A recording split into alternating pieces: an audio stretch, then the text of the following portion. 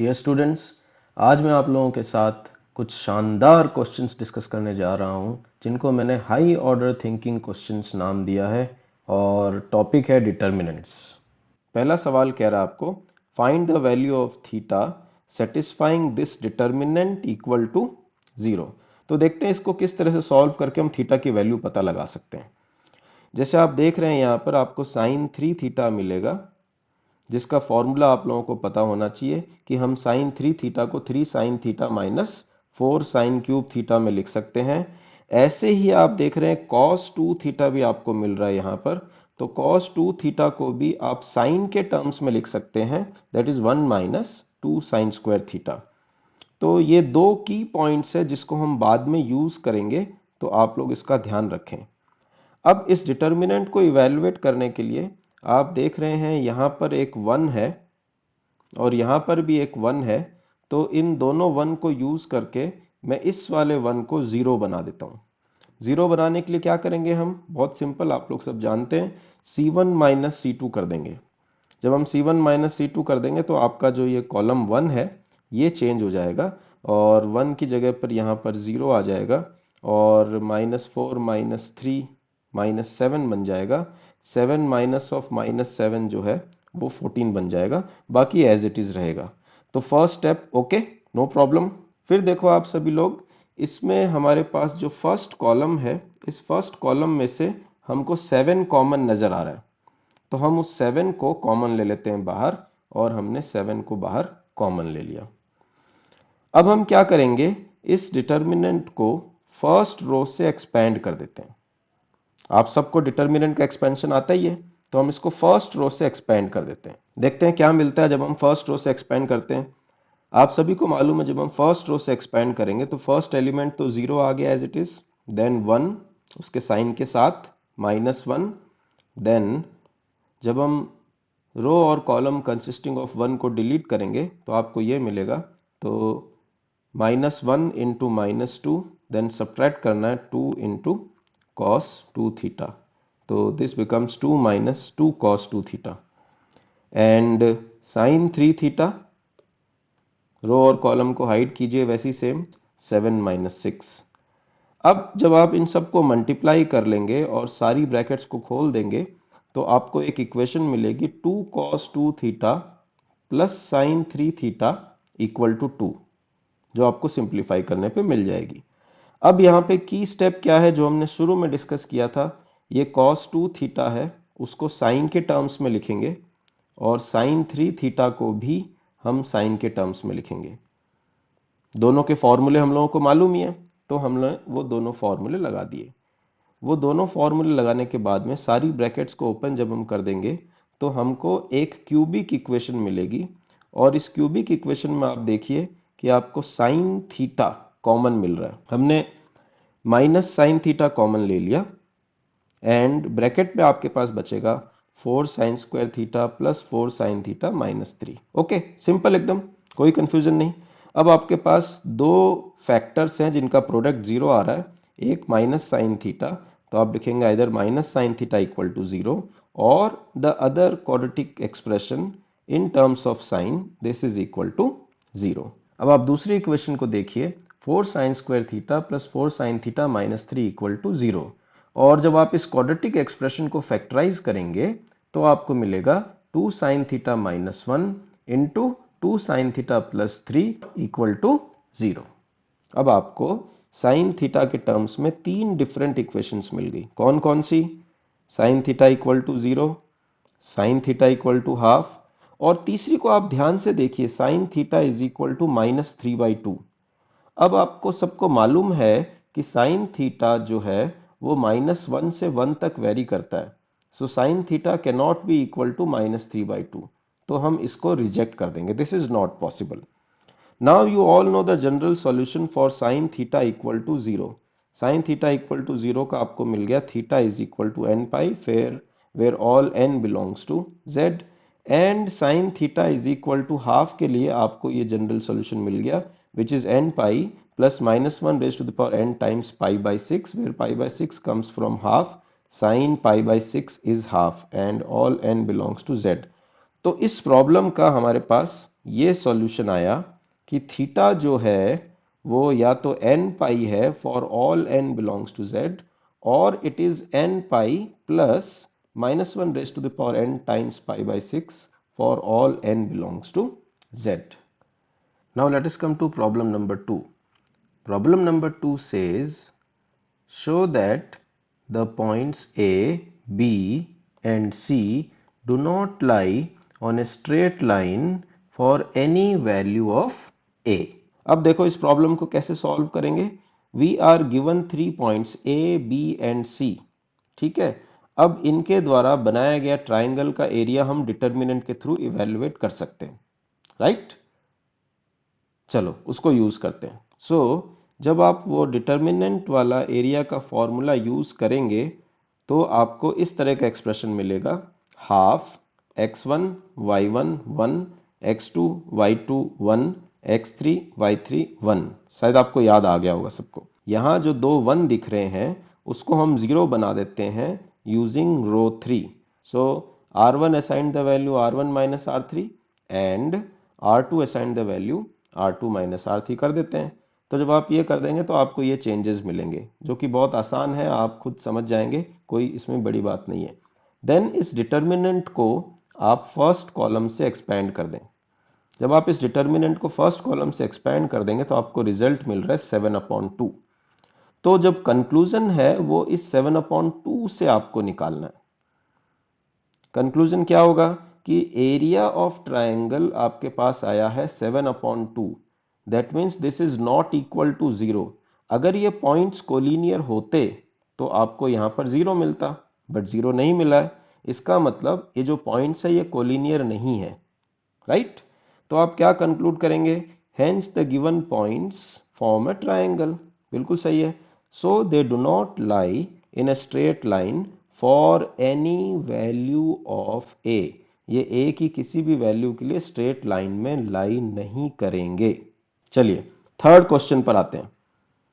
Third question says, show that triangle ABC is an isosceles triangle if the determinant this equal to 0.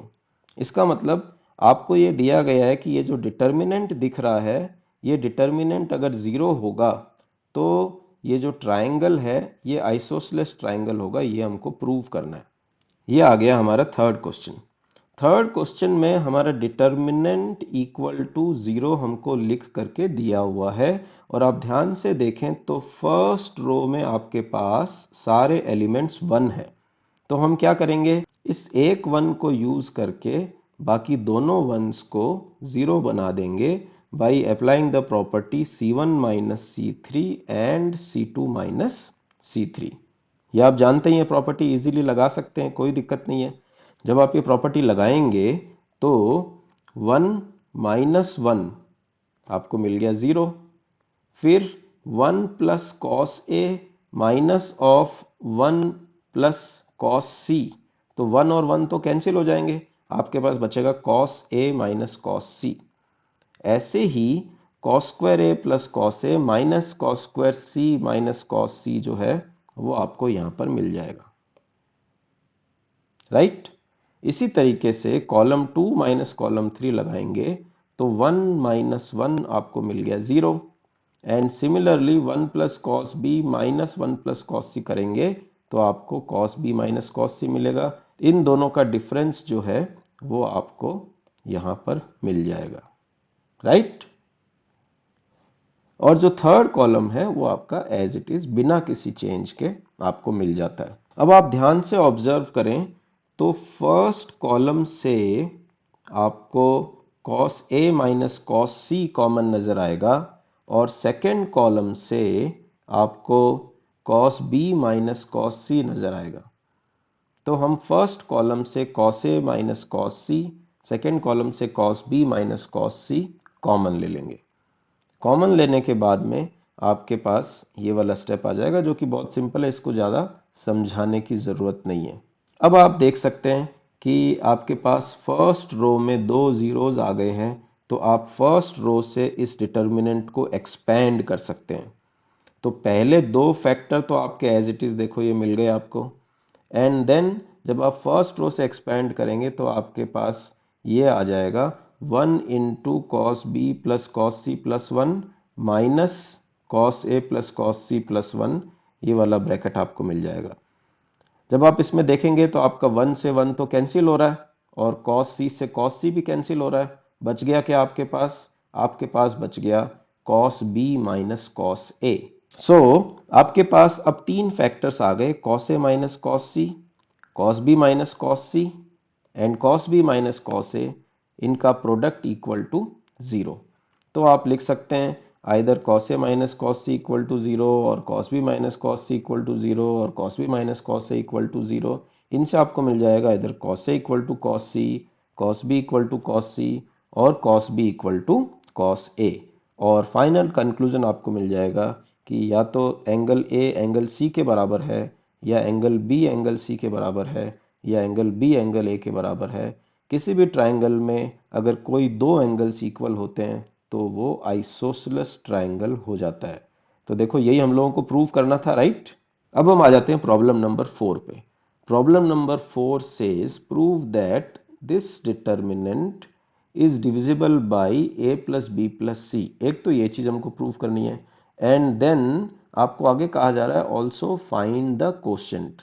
जब ये divisible हो जाएगा तो उसके बाद में जो कोशेंट आएगा वो भी हमको पता लगाना है।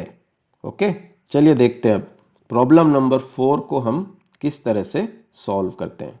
प्रॉब्लम नंबर 4 में अगर आप देखेंगे तो अगर हम कॉलम 1 माइनस कॉलम 3 कर दें, कॉलम 1 माइनस कॉलम 3 और कॉलम 2 माइनस कॉलम 3 कर दें, कॉलम 2 माइनस कॉलम 3, तो हमको क्या मिलता है? देखो ये एक इंपॉर्टेंट स्टेप है इस क्वेश्चन का, जिसको आप अगर अप्लाई करेंगे तो आपको कुछ चीजें कॉमन मिलना शुरू हो जाएगी फ्रॉम कॉलम 1 एंड कॉलम 2।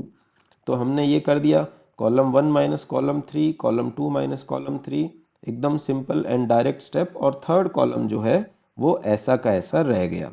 अब जब आपने कॉलम 1 माइनस कॉलम 3 और कॉलम 2 माइनस कॉलम 3 किया तो आपको फर्स्ट कॉलम के अंदर पहले दो टर्म्स फैक्टर्स हो रहे हैं, नेक्स्ट दो टर्म्स फैक्टर हो रहे हैं एंड सो ऑन। इसी तरीके से बाकी सारे जो आपके ये छहों टर्म्स हैं इनको आप फैक्टराइज करके लिख सकते हो।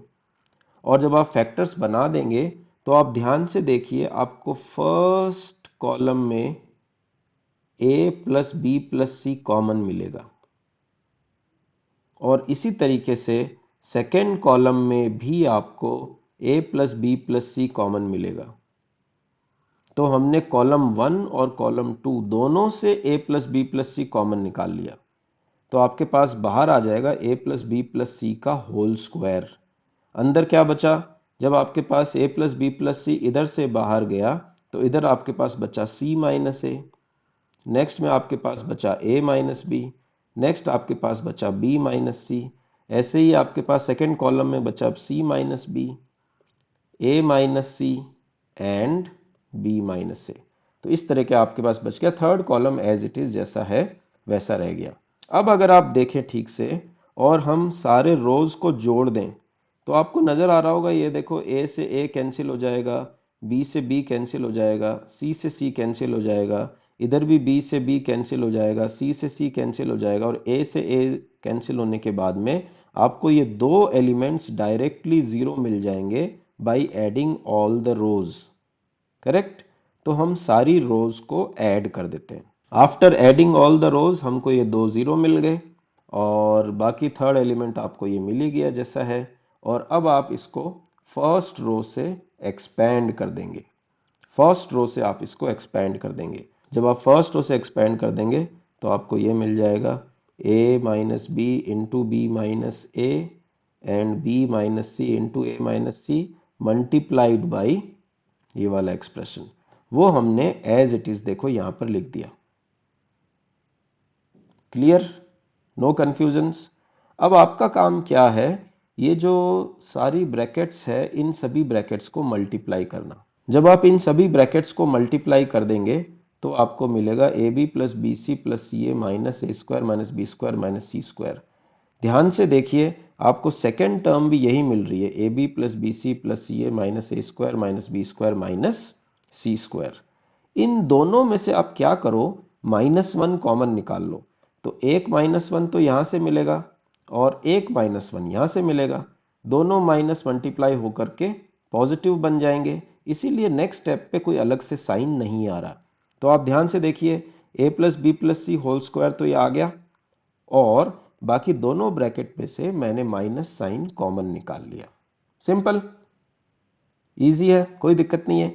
अब ये जो a + b + c whole square है, आप याद करो सवाल क्या था हमारा, हमको पूछा गया था कि a + b + c से जो डिटर्मिनेंट है वो डिवाइड होता है कि नहीं।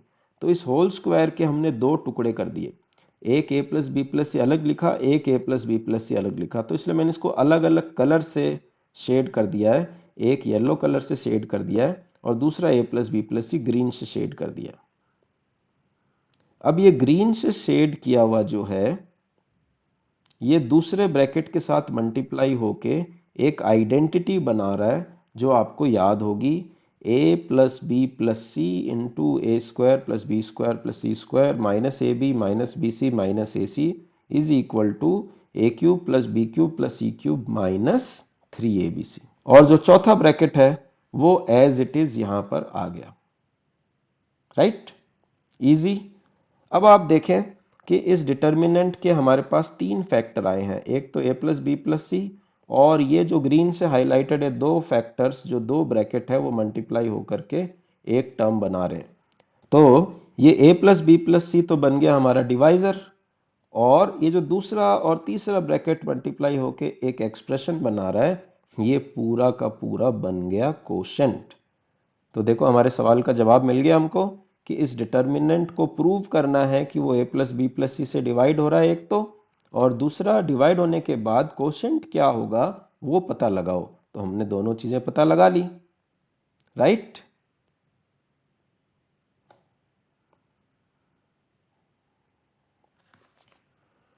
अब हम चलते हैं क्वेश्चन नंबर 5 पे। क्वेश्चन नंबर 5 क्या कह रहा है, if x + y + z = 0 then prove that this determinant's value is equal to this determinant's value। इसका मतलब आपको दोनों साइड इवैल्यूएट करनी है और दोनों साइड की जो वैल्यू आएगी वो सेम आएगी, ये प्रूव करना है। सो अब देखते हैं क्वेश्चन नंबर 5 को हम कैसे सॉल्व करते हैं। ठीक है, क्वेश्चन नंबर 5 को तो हम सीधे ही एक्सपैंड कर देते हैं रो 1 से। रो 1 से जब आप एक्सपैंड करेंगे, यह आपका फर्स्ट स्टेप आ गया जिसमें आपने फर्स्ट रो से डिटर्मिनेंट को एक्सपैंड कर दिया। अब जब आप इन ब्रैकेट्स को मल्टीप्लाई कर देंगे तो आप क्या देखेंगे कि आपके पास 1 2 3 4 5 6 टर्म्स आ रही है। इन 6 टर्म्स में 3 टर्म्स जो है वो तो आपके पास एक्स वाई जेड की है, देखो जो मैंने येलो से शेड की हुई है, राइट। और जो 3 टर्म्स है आपकी वो ए बी सी वाली है जो मैंने ग्रीन से शेड की हुई है, ये भी ठीक है। अब इनको अलग अलग ग्रुप में लिख देते हैं। एक्स वाई जेड वाले ग्रुप को एक्स वाई जेड कॉमन लेके एक साथ लिख दो, ए बी सी वाले ग्रुप को ए बी सी कॉमन लेके एक साथ लिख दो। अब देखो सेकेंड ब्रैकेट पर फोकस करो, ये है x³ + y³ + z³। आप याद करो क्वेश्चन में आपको क्या दिया हुआ था, क्वेश्चन में दिया हुआ है x + y + z = 0। फिर याद करो एक identity, if x + y + z = 0 then x³ + y³ + z³ is equal to 3xyz। याद आया कुछ? तो हम यहां पर x³ + y³ + z³ की जगह पर 3xyz लिख देंगे यूजिंग दिस आइडेंटिटी। अब आप पूरे एक्सप्रेशन पर फोकस करो, इस पूरे एक्सप्रेशन में हमको क्या कॉमन मिल रहा है वो देखो। हमको मिल रहा है x y z common, correct. तो बचेगा क्या, a³ + b³ + c³ minus 3abc। ये हमारा एक्सप्रेशन नंबर 1 हो गया जिसको आप LHS कह सकते हैं। This is LHS which is expression number 1। अब हम RHS को देख लेते हैं। RHS आपके क्वेश्चन में आप देखिए आपको ये वाला डिटर्मिनेंट मिल रहा है। इसमें बहुत ही आसान है, अगर आप सारे कॉलम्स को जोड़ देंगे that is C1 + C2 + C3 कर देंगे तो आपको फर्स्ट कॉलम में देखो a + b + c मिल रहा है, इजी, कोई बड़ा काम नहीं किया हमने। ठीक है, अब आप a प्लस बी प्लस सी ये कॉलम 1 से कॉमन ले लो। तो जब आप a plus B plus c column 1 से कॉमन ले लेंगे तो आपको फर्स्ट कॉलम में सारे एलिमेंट्स 1 मिल जाएंगे। अब देखिए आप लोग, जब आपके पास ये 3 1 आ गए तो आप यहाँ पे जो 2 1 है R2 में और R3 में, उसको R1 की मदद से 0 बना सकते हैं by R2 minus R1 and R3 minus R1।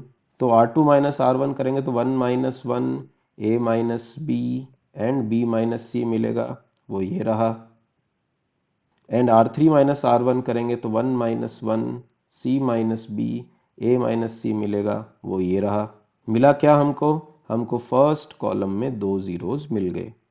अब हम फर्स्ट कॉलम की मदद से इस डिटर्मिनेंट को एक्सपेंड कर देंगे। जब आप एक्सपेंड करेंगे तो आपको 1 इंटू ए माइनस बी इंटू ए minus C minus B into B minus C मिल जाएगा, वो ये रहा। अब आपको एक ही काम करना है, इन ब्रैकेट्स को ओपन कर देना है बाय सिंपल मल्टीप्लिकेशन। जब आप मल्टीप्लाई करके देखेंगे तो आपको यहाँ पे सी बी और बी सी ये कैंसिल होते हुए नजर आएंगे, और उसके बाद ये सेकेंड ब्रैकेट जो है वो A square plus B square plus C square minus A B minus B C minus A C मिल जाएगा। अब आप इन दोनों एक्सप्रेशन के प्रोडक्ट को देखिए, A plus B plus C into A square plus B square plus C square minus A B minus B C minus A C जो है, क्या वो A cube plus B cube plus C cube minus 3abc बन जाएगा, right. और ये हो गया हमारा एक्सप्रेशन नंबर 2, जिसको आप RHS नाम दे देंगे। याद करो आपका LHS क्या आया था, LHS भी यही आया था, और RHS क्या आया है, ये RHS आ गया। तो हम लिख सकते हैं from first and second LHS equal to RHS। So next question है अपना question number 6। Question number 6 is if this determinant is equal to this determinant, then find the value of x. This determinant, which is 2x, 5, 8 and x, is equal to 6 minus 2, 7, 3. Then when you will solve this left hand side determinant, आपको मिलेगा 2x square minus 40, और जब आप right hand side वाले determinant को solve करेंगे आपको मिलेगा 18 प्लस 14। तो एक सिंपल क्वाड्रेटिक इक्वेशन मिलेगी which is 2x square is equal to 72, जो आफ्टर सिंप्लीफाई करने के बाद आपको मिल जाएगा x square is equal to 36, जिससे आप x की वैल्यूज तक पहुंच पाएंगे, and those values of x are plus minus 6। Okay, done. Question number 7 says you have to prove this determinant equal to 0. So question number 7 में जब आप इस डिटर्मिनेंट को ध्यान से देखेंगे, so observe column number 1 and column number 3, you get certain things common, and after taking certain things common, that is after factorizing these columns, you get b minus a common from the first column and b minus a common from the third column। मिल गया हमको। So हम b minus a common निकालेंगे first column से as well as third column से। So after taking b minus a common from column number 1 and column number 3, we get b minus a whole square into this determinant। अब यहाँ पे आप column 2 और column 3 को जब add कर देंगे तो ऐड करने पे देखो आपको क्या मिला, column 2 जो निकल के आया that column becomes equal to column number 1। देखो b b equal, a equal and c equal। Now since these two columns are equal, the value of determinant becomes 0। So b minus a whole square into 0 is equal to 0। ठीक है, done, simple. अब आते हैं question number 8 पर। Question number 8 says find the real roots of the following equation in the interval x belongs to minus pi by 4 to pi by 4 when this determinant is equal to 0। So let us see हम question 8 को किस तरह से approach करते हैं।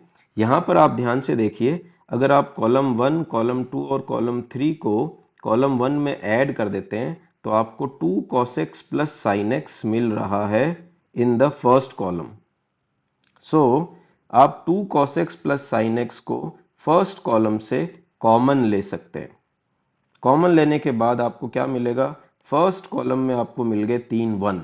जब आपको first column में मिल गए 3 1 तो आप बहुत इजीली इस वन को और इस वन को दोनों को जीरो बना सकते हो by applying R2 minus R1 and R3 minus R1।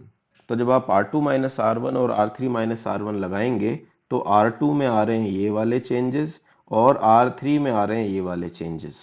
Okay, अब आपके पास कॉलम वन के अंदर एक वन और दो जीरोज आ गए, तो आप इस डिटर्मिनेंट को कॉलम नंबर वन से एक्सपेंड कर देंगे। तो जब हम कॉलम नंबर वन से इस डिटर्मिनेंट को एक्सपेंड करेंगे तो आपको sin x minus cos x whole square मिल जाएगा, और पहले से एक फैक्टर था that is 2 cos x plus sin x, और इनका प्रोडक्ट आपको मिल रहा है zero. That means 2 cos x plus sin x equal to zero और sin x minus cos x equal to zero. जब आप पहले वाले एक्सप्रेशन को इक्वल टू जीरो करोगे तो आपको मिलेगा tan x equal to minus two, which is not possible in the given interval. क्यों?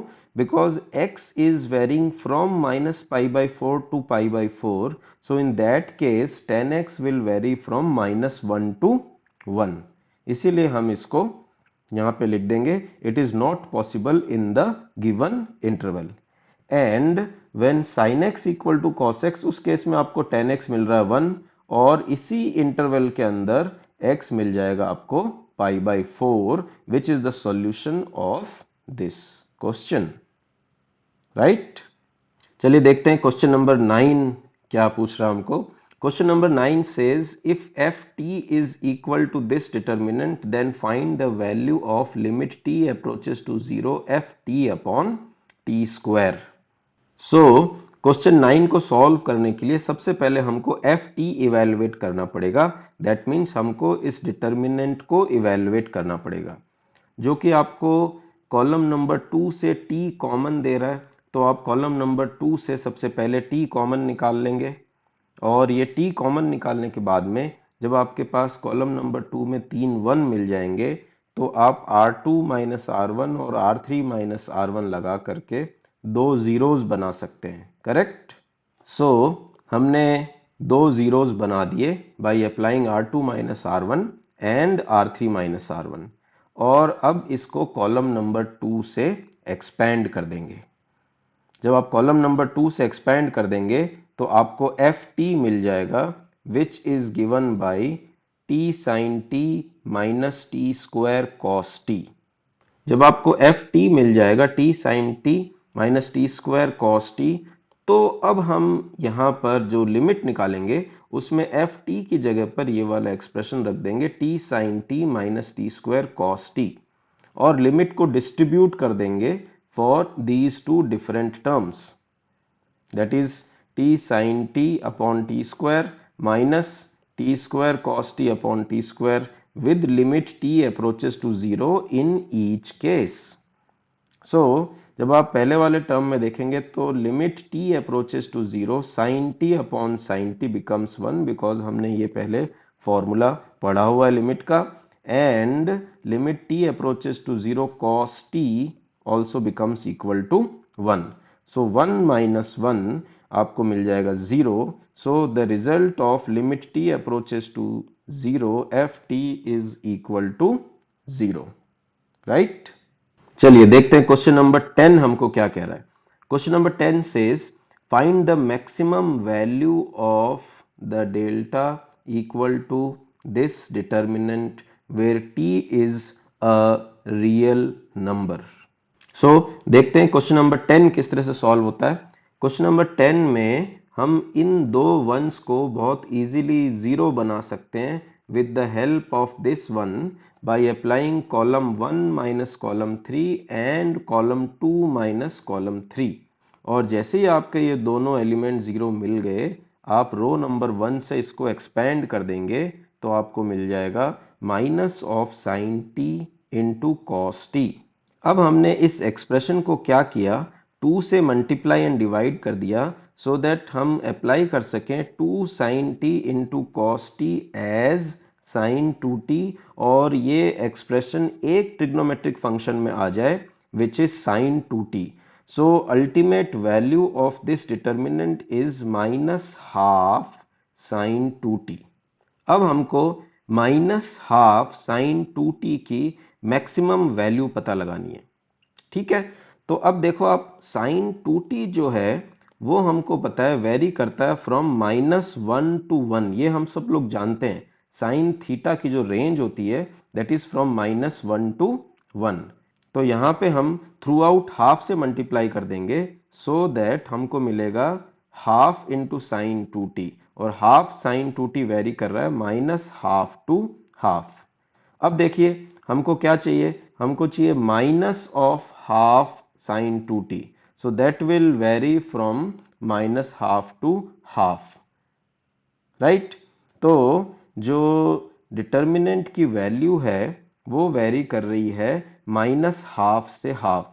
सो इसकी मिनिमम वैल्यू हो गई -1/2 और मैक्सिमम वैल्यू हो गई हाफ। तो हमको तो मैक्सिमम पूछी हुई है, तो हम लिख देंगे maximum value of this determinant delta is half, right. Let us come to question number 11. Question number 11 says, if fx is equal to this, then find f0. So question number 11 में हमको दिया हुआ है ये डिटर्मिनेंट जिसका नाम fx है, और आपको पूछा गया है f0। That means f0 का मतलब है जितने भी x हैं इस डिटर्मिनेंट में, इन सभी x को आप क्या कर दो, जीरो कर दो। जब आप सारे x को जीरो कर दोगे तो हमको ये डिटर्मिनेंट मिल जाएगा f0, और फिर हम इसको एक्सपैंड कर देते हैं रो नंबर 1 से। तो जब आप रो नंबर 1 से एक्सपैंड करोगे तो आपको मिल जाएगा abc minus abc which is equal to 0। So हमको मिल गया f0 is equal to 0, right. अब आते हैं क्वेश्चन नंबर 12 पे। Question number 12 says, if matrix A is given by this, then for what value of lambda A inverse exists? So question number 12 देखिए, matrix A हमको दी हुई है और हमको पता है A इनवर्स कब एग्जिस्ट करता है, जब determinant of A is not equal to 0। So हम इस डिटर्मिनेंट A को निकालने के लिए फर्स्ट कॉलम से एक्सपैंड कर देते हैं, तो आपको जो डिटर्मिनेंट ऑफ A मिल रहा है that is equal to 8 + 5 lambda. And since determinant of A should not be 0, that means 8 + 5 lambda is not equal to 0.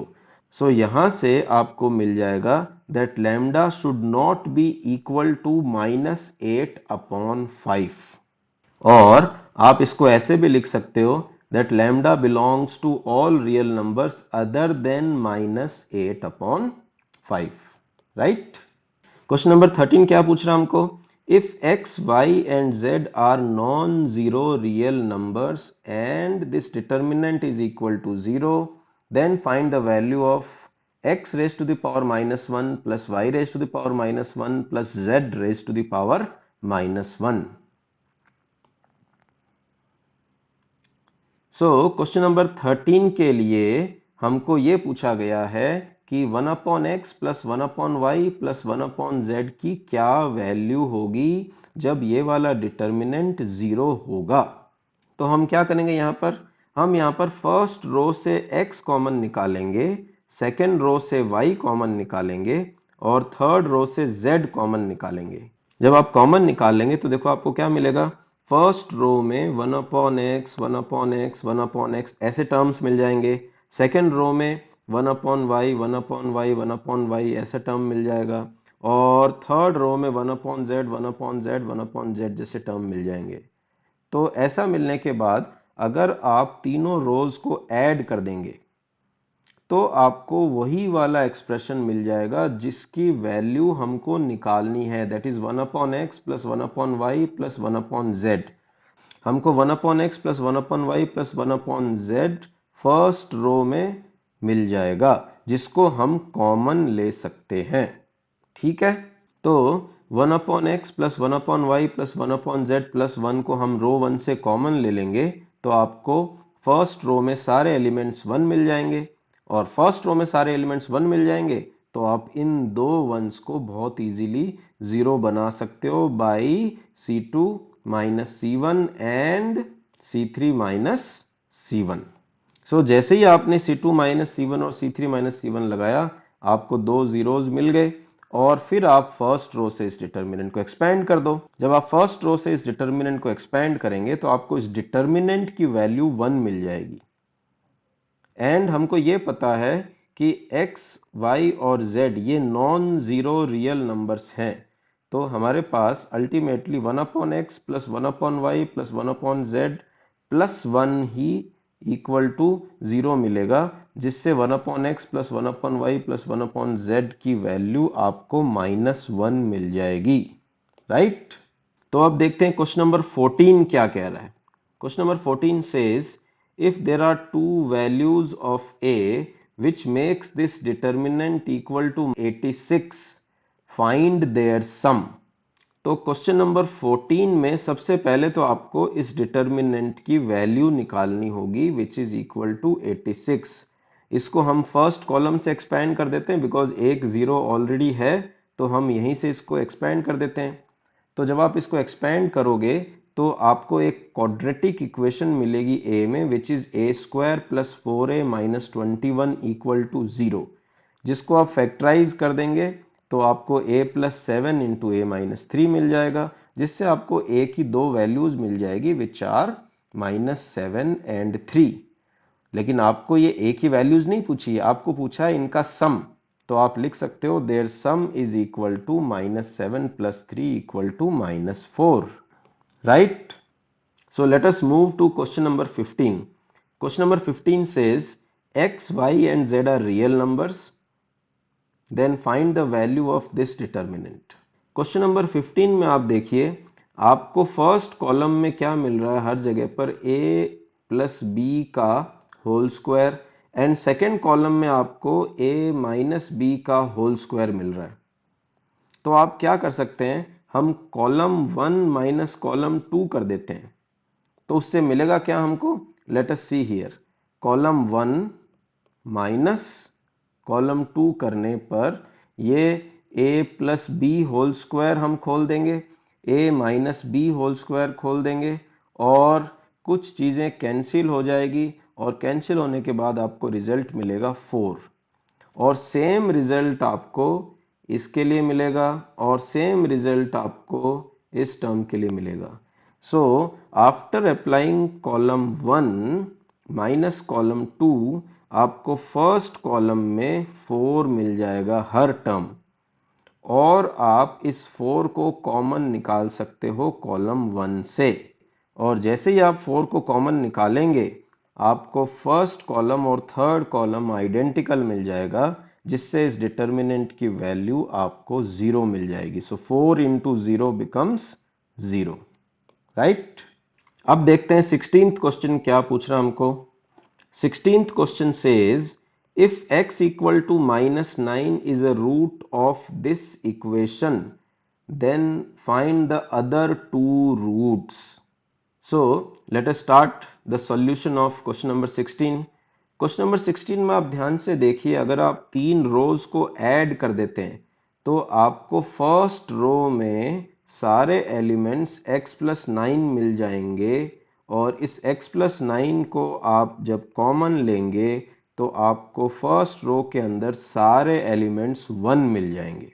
जब आपको फर्स्ट रो में सारे एलिमेंट्स 1 मिल जाएंगे तो आप C2 माइनस C1 और C3 माइनस C1 लगा करके यहाँ दो जीरोस बना देंगे, और इसको फर्स्ट रो से एक्सपेंड कर देंगे, और फर्स्ट रो से एक्सपेंड करने के बाद में आपको मिलेगा x plus 9 into 1 into this determinant which will give you x plus 9 into x minus 2 into x minus 7 equal to 0। तो आपको x equal to -9 already one of the roots दिया हुआ है, दूसरे जो रूट्स हैं वो x equal to 2 and x equal to 7 आ जाएंगे। Right? Let us come to question number 17। Question number 17 में आपको प्रूव करना है this determinant is equal to ये। सो क्वेश्चन नंबर 17 को जब आप देखेंगे बहुत ध्यान से तो कॉलम 1 और कॉलम 3 को ऑब्जर्व करो।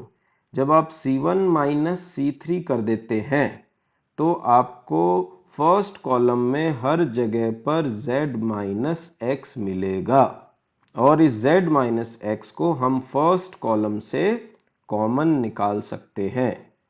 तो जब हम फर्स्ट कॉलम से z माइनस एक्स को कॉमन निकाल लेंगे तो आपको फर्स्ट कॉलम में सारे एलिमेंट्स 1 मिल जाएंगे। अब जब हमने z माइनस एक्स कॉमन निकाल लिया है, हम इस डिटर्मिनेंट को एक्सपैंड कर देंगे रो नंबर 1 से, और जब हम इसको रो नंबर 1 से एक्सपैंड करेंगे सो आप देखिए एक्सपेंशन में आपको y माइनस जेड हर टर्म में कॉमन आता हुआ नजर आएगा। So instead of multiplying these brackets हम लोग इस y माइनस जेड को ले लेंगे कॉमन, और आपके पास दो फैक्टर्स बाहर कॉमन आ जाएंगे, z minus x into y minus z into an expression inside the bracket. और अब आप जब सारे ब्रैकेट्स को खोलोगे तो आपको थर्ड एक्सप्रेशन मिल जाएगा जो आपको प्रूव करना है, राइट? चलिए क्वेश्चन नंबर 18 देखते हैं। Question number 18 says if A and B are square matrices of order 3 and determinant of A is 5 and determinant of B is 3, then find the value of determinant of 3 times A into B। Question number 18 में हमारे पास determinant of A 5 है, determinant of B 3 है, तो 3 times A into B का determinant जो है ये बन जाएगा 3 raise to the power 3 into determinant of a b, which is 27 into determinant of a into determinant of b, जो कि आपको मिल जाएगा 27 इंटू 5 इंटू 3 विच इज 405। यहाँ पर हमने दो प्रॉपर्टीज लगाई, एक k इंटू ए का determinant is k raise to the power 3 into determinant of a, जो कि यहाँ पे 3 की पावर 3 बन के आया, और a इंटू बी का डिटर्मिनेंट बन गया determinant of a into determinant of b, इस तरीके से, राइट? चलिए 19th क्वेश्चन पर आते हैं। 19th question says if a b and c are positive and are pth, qth and rth terms of a GP, GP means geometric progression respectively, then show that this determinant is equal to 0। तो जब हम 19th question को solve करना शुरू करते हैं तो हमको यहाँ पे ज्योमेट्रिक प्रोग्रेशन की pth टर्म, qth टर्म और rth टर्म दी हुई है a, b and c। That means a into r raised to the power p minus 1 is a into r raised to the power q minus 1 is b, and a into r raised to the power r minus 1 is c। So जो log a है उसको हम लिखेंगे log a which is log of a into r raised to the power p minus 1। तो जब आप log की property लगाएंगे तो आपको मिलेगा ये log a plus log of r raised to the power p minus 1। Further log of r raise to the power p minus 1 में जब आप log की प्रॉपर्टी लगाएंगे तो ये बन जाएगा p minus 1 into log r। जिस तरीके से आप log a को लिख रहे हैं बिल्कुल सिमिलर तरीके से log b और log c भी बन जाएगा। तो ये वाली log a, log b और log c की जब आप वैल्यूज इस डिटर्मिनेंट में रखेंगे तो आपको यहाँ पर log a plus p minus 1 log r, log a plus q minus 1 log r and log a plus r minus 1 log r first column में आपको मिल जाएंगे। अब हम इस डिटर्मिनेंट को फर्स्ट कॉलम से ब्रेक कर देंगे दो डिफरेंट डिटर्मिनेंट से, जिसमें फर्स्ट डिटर्मिनेंट में फर्स्ट कॉलम में आ जाएगा log a as every term, and second determinant का फर्स्ट कॉलम बन जाएगा p minus 1 into log r, q minus 1 into log r and r minus 1 into log r. अब आप पहले वाले डिटर्मिनेंट में से log a कॉमन ले लेंगे तो आपको first column and third column identical मिल जाएंगे, तो इस डिटर्मिनेंट की वैल्यू हो जाएगी 0। और सेकेंड डिटर्मिनेंट के फर्स्ट कॉलम से आप log r कॉमन ले लेंगे तो फर्स्ट कॉलम आपका बन जाएगा p minus 1, q minus 1 and r minus 1। अब यहां पर जो पहला वाला डिटर्मिनेंट है वो तो हो गया 0, सो log a into 0 will become 0, और जो दूसरा डिटर्मिनेंट है उसमें हम लगाएंगे c1 प्लस c3। जब आप c1 प्लस c3 लगाएंगे तो कॉलम 1 में जो ये तीनों -1 है ये कॉलम 3 के 1 के साथ जुड़ के 0 हो जाएंगे, तो आपके पास फर्स्ट कॉलम आएगा PQR जो कि सेकंड कॉलम के आइडेंटिकल हो जाएगा। तो इस वजह से ये वाला डिटर्मिनेंट भी 0 हो जाएगा। So ultimate value of this determinant as a whole will be 0, right. अब हम आते हैं अपने लास्ट क्वेश्चन पर। 20th question says if A1 A2 से लेकर के AN are in GP then show that this determinant is independent of R. So 20th question का सॉल्यूशन शुरू करते हैं। ज्योमेट्रिक प्रोग्रेशन की फर्स्ट टर्म हमने A मान ली, कॉमन रेशियो हमने R मान लिया, सो nth term will be A into R raise to the power n-1। सो आपका जो फर्स्ट टर्म है AR+1 that will become A into R raise to the power R। Then next A of R+5 will become A into R raised to the power R+4 and A of R+9 will become A into R raised to the power R+8। और इसी तरीके से second row और third रो आपको मिल जाएगी by using the nth term of the geometric progression। अब आप first row से देखो, फर्स्ट रो से आपको A into R raise to the power R common मिल जाएगा। सेकेंड रो से आपको A into R raise to the power R+6 common मिल जाएगा और थर्ड रो से आपको A into R raise to the power R+10 common मिल जाएगा। तो जब आप ये तीनों टर्म्स कॉमन निकाल लेंगे तो इस तरह से आपको डिटर्मिनेंट मिल जाएगा। और जब आप ध्यान से देखेंगे तो रो नंबर 1 और रो नंबर 2 यहां पर आइडेंटिकल आ गए। तो जब ये आइडेंटिकल आ गए तो ये डिटर्मिनेंट की वैल्यू 0 हो गई और 0 into these terms will be 0 which is independent of R। So students, thank you for watching. आगे भी मैं आप लोगों के लिए इस तरह के शानदार क्वेश्चंस और उनके सॉल्यूशंस फ्रॉम डिफरेंट टॉपिक्स लाता रहूंगा।